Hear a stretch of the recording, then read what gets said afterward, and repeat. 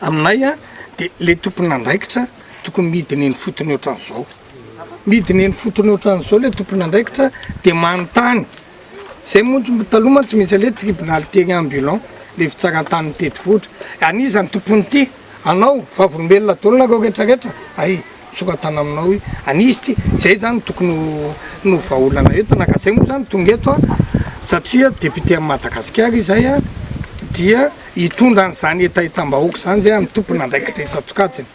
ary zay ndray ny antony hitondranay anao manjery efa mandeha zay mba ilana indray eo nge manao resaka politika resaka anongam-panjakany na resaka politika eo zao ka raha sanatria zany ka lasa n'olona tsy aveto akory le izy eo zao vavolombelona zao vavolombelona satria za avy any Antananarivo tonga eto a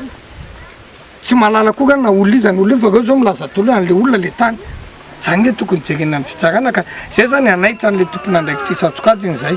hoe jerena ary manomboka le fanadidina ny angatahanay a doko aloha tsisy fanjeranjera aloha mavita le fanadidina